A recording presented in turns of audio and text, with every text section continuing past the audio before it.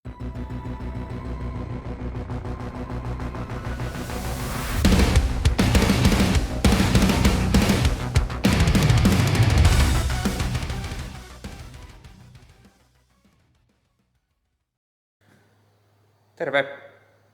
Nyt olisi vuorossa sitten pyöräkoteloiden muokkausta.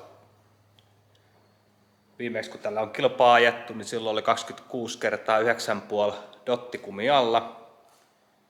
Ja nyt sitten uudet renkaat on 29 kertaa 14,5. Ja se ei ihan mahdu tonne pyöräkoteloon suorilta. Joten joudutaan vähän pilkkoa autoa. Hommahan on suht simppeli ja nopea. Tai no ei se niin nopea on, mutta simppeli. Eli tosta noin leikataan kaari halki. Sisäpuolelta katsellaan sellainen sopiva kohta,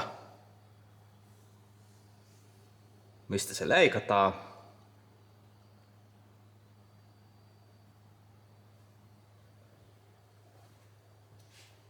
Ja sitten vaan rälläkällä ja puukkosahalla pala irti.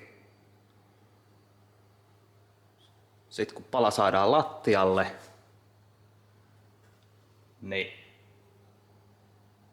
muokataan sen verran mitä sitä tarvii. Eli tässä tapauksessa sitä siirretään noin 15 senttiä sisemmäksi, jotta saadaan toi kumi mahtuu sinne. Toisella puolella homma jo aloitettu. Siellä ollaan jo menossa kovaa vauhtia takas paikalleen kaikki. Ja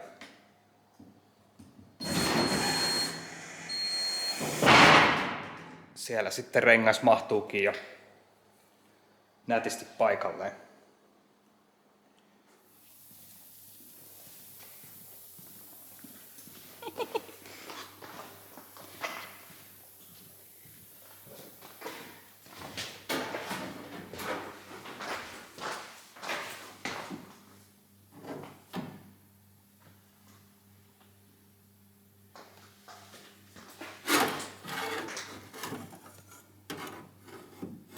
Hyvä Jaakko, hyvin menee.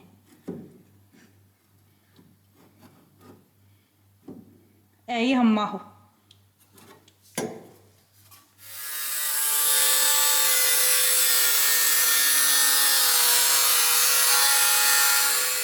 Eli tälle puolelle on täpätty jo pellit paikalleen. Ja seuraavana sitten vedetään saumaa sinne.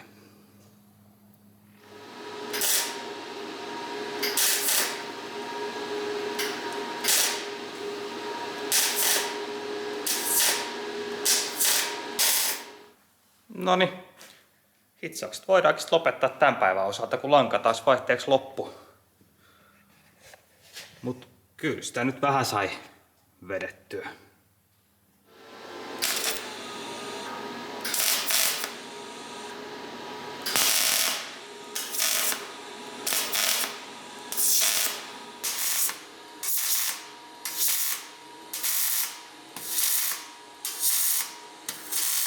Aloitettiin homma tosta apparin puolesta,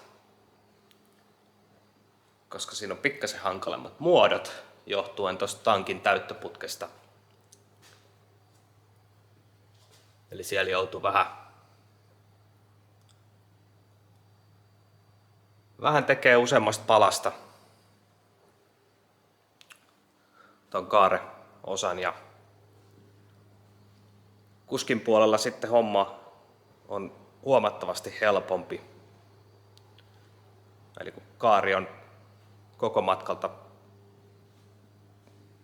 pyöreä, niin se saadaan se tehtyä se pala siihen helpommin. Samalla kun tätä perää muokataan, niin poistetaan näitä ylimääräisiä telineitä täältä pohjasta. No nyt kun toi oikea puoli on valmis, niin ennen kuin ruvetaan vasenta puolta tekemään, niin tehdään koneelle pikku muutos tähän kohtaan. Tämä pyöräkoteloiden muokkaus on ehkä isoin homma, mitä nyt autoa tehdään. Ja ehkä myös ärsyttävin homma. Hirveä määrä tunteja ja tuntuu, ettei oikein mitään tapahdu. Toinen iso homma on sitten, kun ruvetaan sähköjä vetää. Se on myös sellainen, että siihen 2-3 viikkoa saa varata, että kaikki saadaan vedettyä sinne ja toimimaakin vielä. Kaikki muut hommat onkin sitten sellaista päivän 2 nopeita näpertelyä.